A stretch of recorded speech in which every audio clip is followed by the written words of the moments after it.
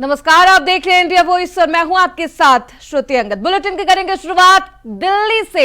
बड़ी खबर सामने आ रही है। केंद्रीय कैबिनेट की आज अहम बैठक है। नए आयकर बिल को मिल सकती है मंजूरी। पीएम मोदी की अध्यक्षता में कैबिनेट बैठक होगी। नए आयकर बिल पर कैबिनेट की मुहर लगने की संभावना है। 10 फरवरी को लोकसभा में पेश हो सकता है बिल। क्या नए टैक्स नियमों में बड़े बदलाव होंगे? ये तमाम सवाल अभी से लोगों के मन में उठने लगे हैं। पीएम मोदी की अध्यक्षता में कैबिनेट बैठक होनी है और नए आयकर बिल को मंजूरी मिल सकती है। पीएम मोदी की अध्यक्षता में कैबिनेट बैठक होगी। नए आयकर बिल को आज कैबिनेट बैठक में मंजूरी मिल सकती है। आज नए आयकर बिल पर चर्चा की जाएगी। 10 फरवरी को लोकसभा में पेश हो सकता है ये बिल।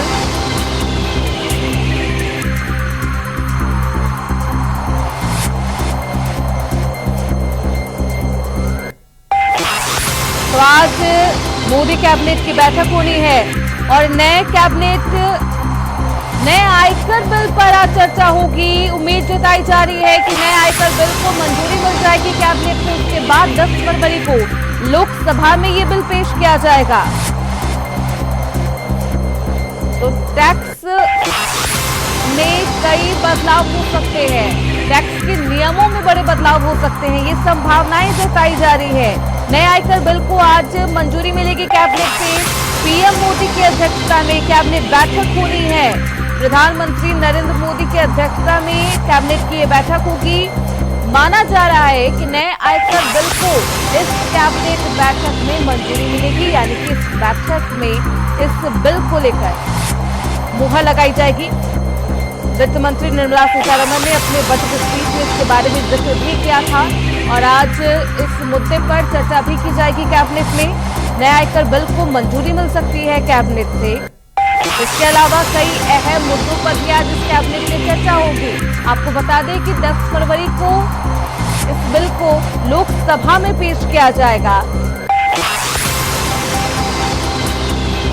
वित्त मंत्री निर्मला सीतारमण ने नए आयकर बिल को लेकर अपने बजट स्पीच में भी इसको लेकर चर्चा की थी, जिक्र किया था इसका। आज कैबिनेट बैठक में इस पर चर्चा की जाएगी और उसके बाद इस बिल को पेश किया जाएगा लोकसभा में। 10 फरवरी को बिल पेश किया जाएगा।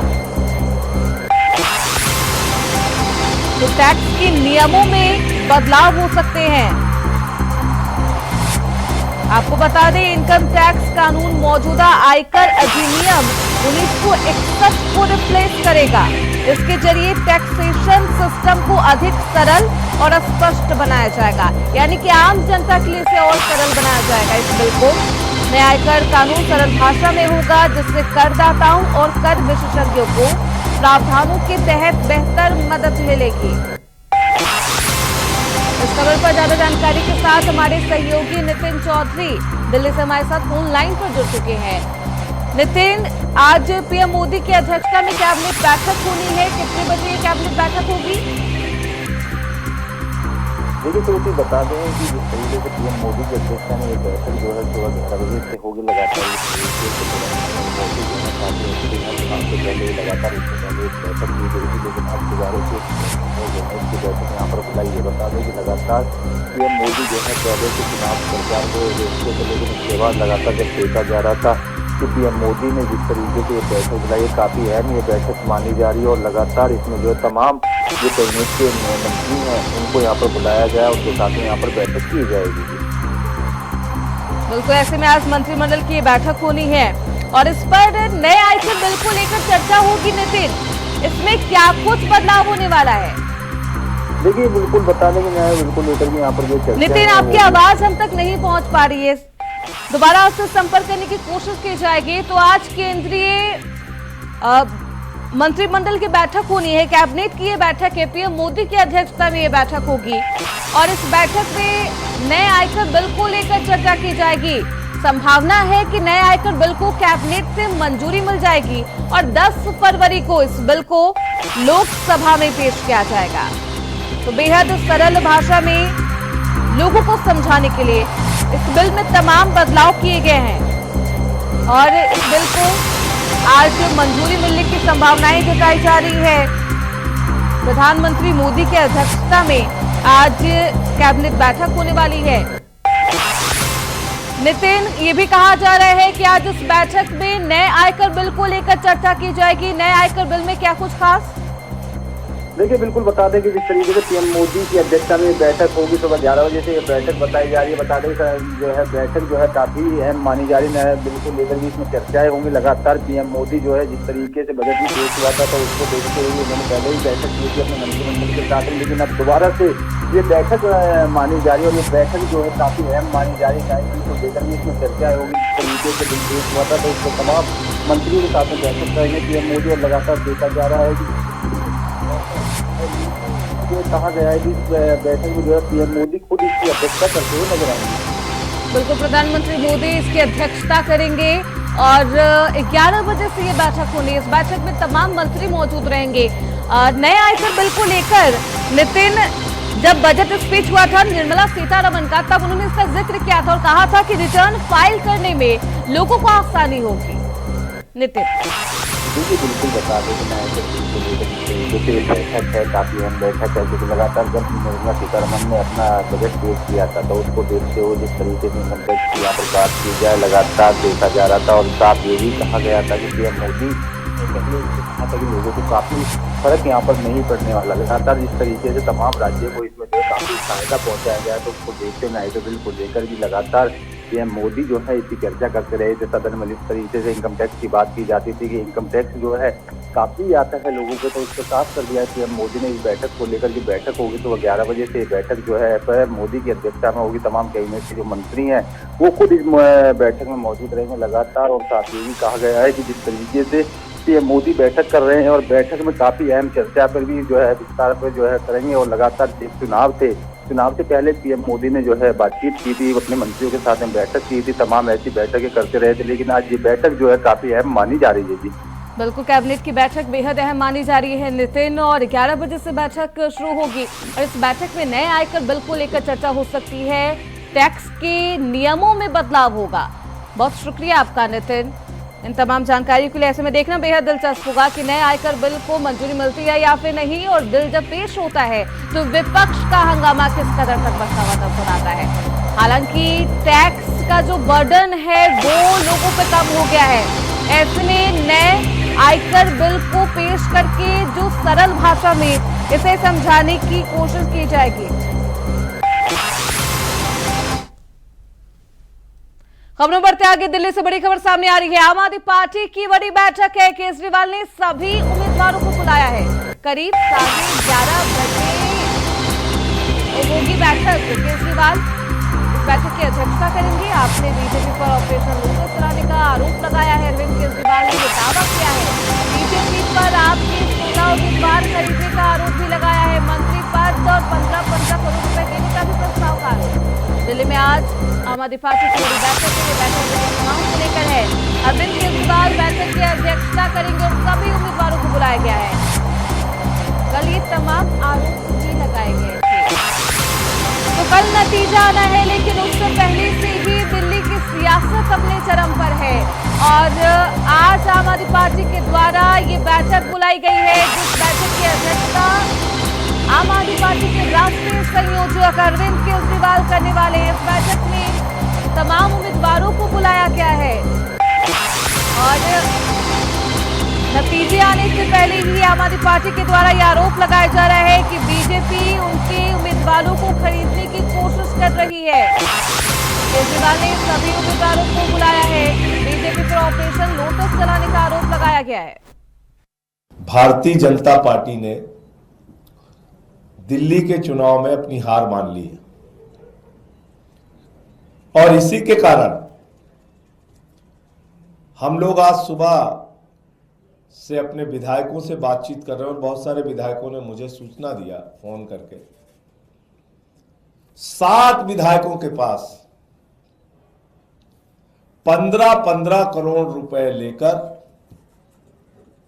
पार्टी छोड़ने का, पार्टी तोड़ने का, भारतीय जनता पार्टी में शामिल होने का ऑफर अब तक आ चुका है।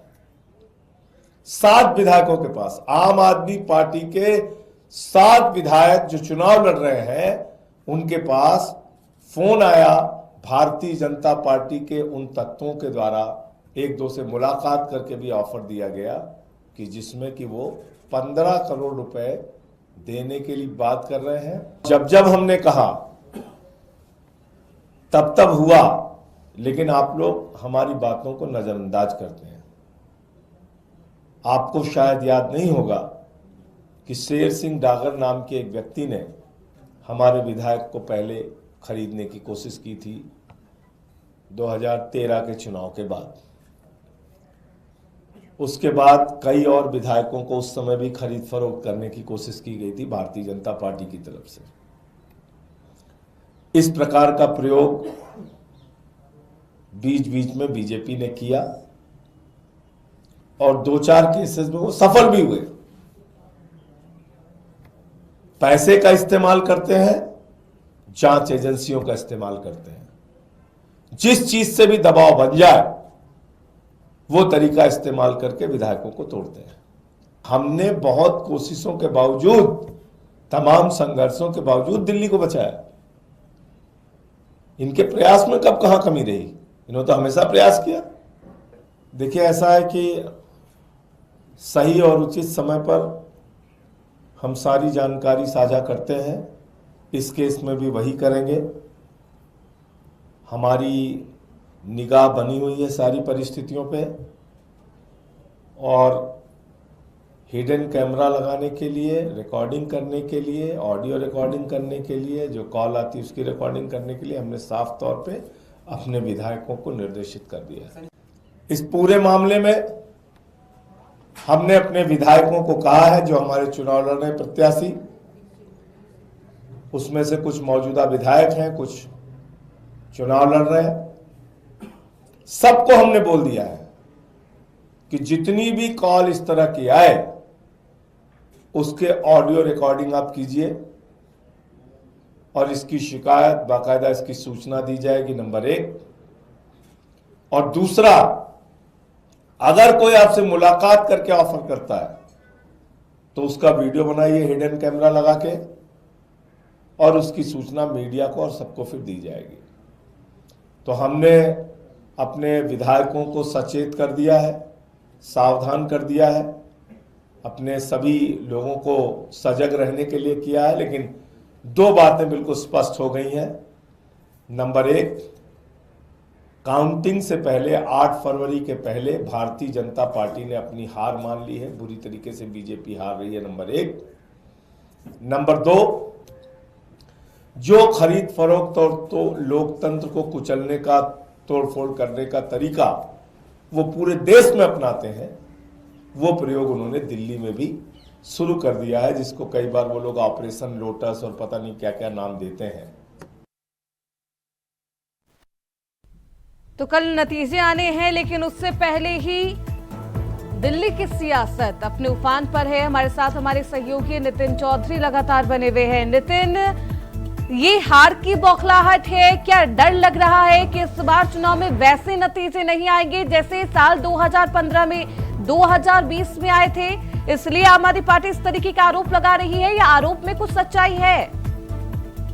देखिए, बिल्कुल श्रुति बता देगी, जिस तरीके से आम आदमी पार्टी ने इतना बड़ा आरोप लगाया है, पार्टी के राष्ट्रीय अध्यक्ष जो है अरविंद केजरीवाल, उन्होंने ये आरोप लगाया है कि भारतीय जनता पार्टी जो है मेरे सभी विधायकों को खरीद रही है। लगातार 16 विधायकों के पास में जो फोन आया है उसमें कहा गया है कि 15-15 करोड़ रुपए को दिए जाएंगे और लगातार उनको जो है एक मंत्रिमंडल में जो है पद दिया जाएगा। लगातार ये देखा जा रहा है मंत्रिमंडल को लेकर भी, और लगातार जिस तरीके से कल नतीजे आने हैं उन नतीजों की देखते हुए अरविंद केजरीवाल पूरी तरीके से एक्टिव नजर आ रहे हैं, क्योंकि पहले से लगातार देखा जा रहा था कि अरविंद केजरीवाल जिस तरीके से भारतीय जनता पार्टी पर आरोप पे आरोप लगा रहे थे और कहा जा रहा था कि लगातार जिस तरीके से उनके मंत्री उनके विधायकों को खरीदने की बात की जा रही है, क्योंकि अब जिस तरीके से 16 विधायकों के पास में फोन आया है, 16 विधायकों से जिस तरीके से ये ऑफर बता रहे हैं कि 15 करोड़ का ऑफर है, एक एक विधायक को दिया जाएगा और उनको जो है वो पार्टी छोड़ के जो है भारतीय जनता पार्टी ज्वाइन कर ले। लेकिन उसके बाद देखा जा रहा है कि जिस तरीके की उससे कहा गया, उन्होंने जो है भारतीय जनता पार्टी की तरफ से की बात की जाए तो भारतीय जनता पार्टी ने पूरी तरीके से चुनाव आयोग को ये बातें भी लिखी हैं और लगातार उनपे इस तरीके की टिप्पणी भी की है कि भारतीय जनता पार्टी जो है अपनी सरकार बनाने जा रही है। जिस तरीके से एग्जिट पोल में जो है भारतीय जनता पार्टी उस समय से जो है जीत हासिल करते हुए नजर आ रही थी, लेकिन उसके बाद लगातार आम आदमी पार्टी के राष्ट्रीय अध्यक्ष जो अरविंद केजरीवाल वो खुद अब इस समय जो है एक्टिव नजर आ रहे हैं। संजय सिंह भी पूरी तरीके से कहा जा रहा है कि मेरे कुछ विधायकों के पास में फोन आया है, भारतीय जनता पार्टी के लोगों ने हमें बताया है। लेकिन अब देखना यही होगा कि जिस तरीके से कल नतीजे आने हैं कि सरकार किसकी बनने जा रही है। लेकिन अब यह है कि साफ हो गया है कि अरविंद केजरीवाल पूरी तरीके से देख रहे हैं और लगातार पूरी तरीके से एक्टिव है। उन्होंने सोशल मीडिया पर अपनी पोस्ट जारी की थी और कहा था कि मेरे 16 विधायकों के पास में फोन आया है, फोन में जो है 15-15 करोड़ रुपए देने का भारतीय जनता पार्टी पर आरोप लगाया है। जी बिल्कुल, एक तरफ आरोपों का दौर और कल नतीजे भी ये बताएंगे कि आखिरकार जनता ने किसके पक्ष में जनादेश दिया है। एग्जिट पोल क्या एग्जैक्ट पोल में तब्दील होता है, ये देखना बेहद दिलचस्प होगा। नितिन हमारे साथ हमारे सहयोगी सादिक खान भी दिल्ली से जुड़ चुके हैं। सादिक, क्योंकि लगातार आरोपों का दौर जनता देख रही है, लेकिन इसी बीच आम आदमी पार्टी ने बैठक बुलाई है। केजरीवाल की अध्यक्षता में ये बैठक बुलाई गई है, तमाम उम्मीदवारों को बुलाया गया है। कितने बजे ये बैठक होनी है? जिस तरह से लगातार आरोप प्रत्यारोप का दौर जारी है, उसी बीच आम आदमी पार्टी ने एक अहम बैठक बुलाई है जिसमें अपने 70 उम्मीदवारों को अरविंद केजरीवाल ने पार्टी ऑफिस बुलाया। 11:30 बजे पार्टी ऑफिस पर ये बड़ी बैठक शुरू होगी जिसकी अध्यक्षता खुद अरविंद केजरीवाल करते हुए नजर आएंगे। जिस तरह से लगातार जो आम आदमी पार्टी ने जो आरोप लगाए हैं कि हमारे जितने विधायक हैं उन्हें फोन किए जा रहे हैं, 15-15 करोड़ रुपए की पेशकश की जा रही है। संजय सिंह ने दावा करते हुए कहा है कि 7 विधायक भाजपा के संपर्क में हैं। उसके बाद ही आज अरविंद केजरीवाल ने अपने सभी जो प्रत्याशी हैं उन्हें बुलाया है। आप देखना होगा कि इस बैठक के बाद आम आदमी पार्टी क्या बड़ा फैसला लेगी। जी बिल्कुल सादिक, के आरोप तो लगाए जा रहे हैं लेकिन कुछ साक्ष्य नहीं पेश किए जा रहे हैं। 7 विधायकों को फोन कॉल आया है लेकिन कॉल रिकॉर्डिंग अभी तक पेश नहीं की गई है। साथ ही साथ उम्मीदवारों को तो बुलाया गया है, लेकिन क्या कौन कौन से वो 7 विधायक, इसके नाम का भी खुलासा आम आदमी पार्टी के द्वारा नहीं किया गया है। जी शुरू से जिस तरह से आज 11:30 बजे सभी विधायकों को और जो प्रत्याशी हैं उन्हें अरविंद केजरीवाल ने बुलाया, शायद जिस तरह से ये आरोप लगाए गए हैं उस बैठक में इस मुद्दे को भी जो है पूरी तरह से उठाया जाएगा। तो शायद हो सकता है कि इस बैठक के बाद आम आदमी पार्टी एक कोई बड़ी प्रेस कॉन्फ्रेंस करे। तो लेकिन जिस तरह से आम आदमी पार्टी ने आरोप लगाया उसका भाजपा ने भी पलटवार करते हुए कहा है श्रुति कि अगर आम आदमी पार्टी पर कोई साक्ष्य है या फोन नंबर है वो सार्वजनिक करें। बिल्कुल, लगातार बीजेपी पार्टी ये कह रही है कि अगर इन आरोपों में दम है तो केजरीवाल वो तमाम फैक्ट्स, वो तमाम सबूत पेश करे जिसके आधार पर वो तमाम आरोप लगाए जा रहे हैं। अब क्योंकि सादिक लगातार इस तरीके की बातें की जा रही है, आरोप लगाया जा रहा है, ऐसे में सवाल ये उठता है कि क्या एग्जिट पोल के आने के बाद आम आदमी पार्टी का आत्मविश्वास डगमगा गया है? क्या नतीजे के आने से पहले ही उन्हें लग रहा है कि वो हार जाएंगे इस चुनाव में? 2015-2020 के तहत इस बार का वैसा नतीजा नहीं आएगा, उसका डर सता रहा है। जी बिल्कुल, जिस तरह से श्रुति कुछ एजेंसियों ने जो एग्जिट पोल दिखाए हैं जिसमें भाजपा को 55 से ज्यादा सीटें मिलने का दावा किया जा रहा है, उसके बाद से लगातार हलचल तेज है। कांग्रेस ने भी आम आदमी पार्टी पर ये बयान देते हुए कहा है कि आम आदमी पार्टी इतनी बेचैन क्यों है। इससे साफ तौर पर जाहिर होता है कि आम आदमी पार्टी पूरी तरह से हारती हुई नजर आ रही है। तो इसी तरह से जैसे ही एग्जिट पोल सामने आए तभी से ही आरोप प्रत्यारोप का दौर जारी है। तो कहीं ना कहीं ये आरोप जो लगाए जा रहे हैं क्या इनमें दम है, इसको लेकर भी लगातार भारतीय जनता पार्टी आम आदमी पार्टी पर हमलावर नजर आ रही है। लेकिन आज 11:30 बजे होने वाली इस बैठक के बाद साफ होगा कि अरविंद केजरीवाल प्रेस कॉन्फ्रेंस करते हैं या कोई भाजपा के ऊपर और नया बड़ा खुलासा कर देंगे। जी श्रुति, बिल्कुल, ऐसे में भाजपा के जो सांसद है जगदम्बिका पाल, उन्होंने कहा है कि अभी नतीजे भी नहीं आए हैं तो उनके विधायक या फिर उम्मीदवार को कौन बुलाएगा, क्यों मंत्री पद ऑफर किया जाएगा। ये तमाम बयानबाजी इसलिए क्योंकि एग्जिट पोल से वो डर गए हैं, उन्हें लग रहा है कि एग्जैक्ट नतीजे भी ऐसे ही आएंगे। सादिक जी श्रुति, जिस तरह से 8 फरवरी को नतीजे सामने आने हैं तो उससे पहले शायद आम आदमी पार्टी ने भी थोड़ी जल्दबाजी की है। अगर आम आदमी पार्टी 8 तारीख का इंतजार करती तो शायद इतनी बड़ी बात ना होती। इन्होंने नतीजे आने से पहले ही जो बयान देने शुरू किए हैं उसके बाद से लगातार जितनी पार्टियां हैं, कांग्रेस हो भाजपा हो, आम आदमी पार्टी पर ही हमलावर है। क्या आम आदमी पार्टी डरी हुई है, सहमी हुई है इनकी साफ तौर पर ये बेचैनी बता रही है कि दिल्ली में बुरी तरह से हार रहे हैं। लेकिन 8 तारीख अब नजदीक है, कल पूरा इस तरह से दूध का दूध और पानी का पानी हो जाएगा, नतीजे सबके सामने होंगे। जी बिल्कुल, मात्र अब कुछ घंटे बाकी हैं और ऐसे में दूध का दूध पानी का पानी हो जाएगा। सादे के किसके पक्ष में जनता ने जनादेश दिया है, ये देखना बेहद दिलचस्प होगा। हमारे साथ हमारे सहयोगी नितिन लगातार बने हुए हैं। नितिन, इस बार का जो मुकाबला था दिल्ली में वो बेहद दिलचस्प नजर आया। तीनों पार्टियां अपने दमखम के साथ चुनावी मैदान में खाद पानी डालती हुई नजर आई थी, लेकिन अब एग्जिट पोल सामने आ गए हैं। कांग्रेस पार्टी बेहद पीछे नजर आ रही है एग्जिट पोल में। नितिन,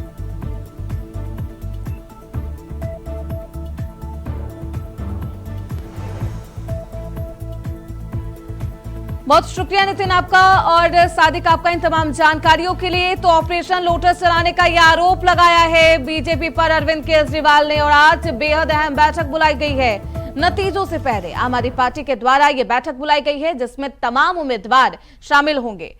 खबरों बढ़ते आगे, सपा प्रमुख अखिलेश यादव ने महाकुंभ हादसे को लेकर फिर योगी सरकार को घेरा है। एक्स पर लिखा, सच्चे आंसुओं का सैलाब अहंकार के हिमालय को भी बहा ले जा सकता है। सत्ता का दंभ तो उसके सामने कुछ भी नहीं। जिन्होंने अपनों को खोया है उनके हृदय विदारक व्यथा सुनने के बाद हम केवल महामहिम से ही उम्मीद बाकी है। आशा है कि महामहिम की महाकुंभ की यात्रा के दौरान उत्तर प्रदेश की असफल बीजेपी सरकार अपनी नाकामी छुपाने के लिए ऐसे सभी लोगों की आवाज महामहिम के सामने उठाने से उन्हें नहीं रोकेगी।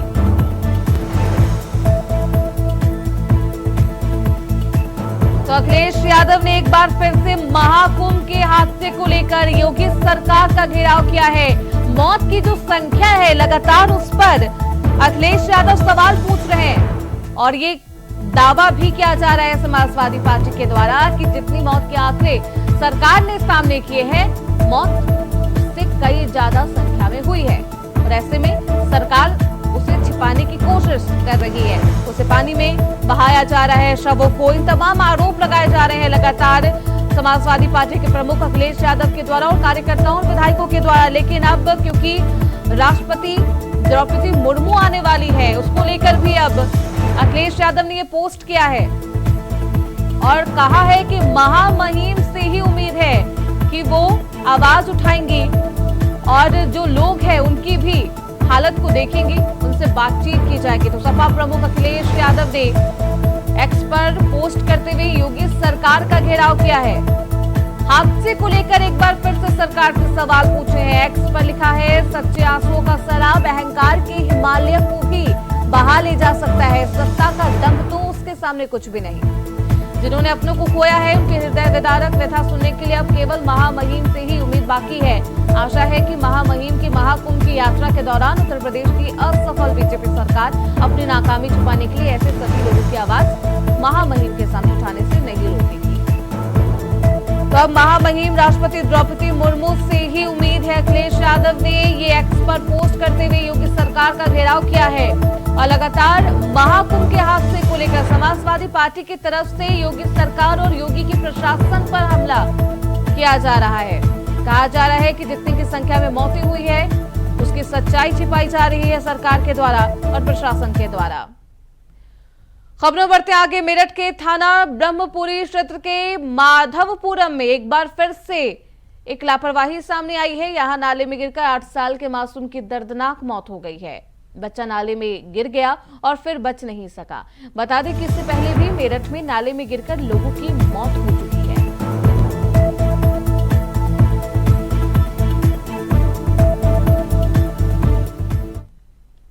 तो नाले में गिरकर मेरठ में एक मासूम बच्चे की दर्दनाक मौत हो गई।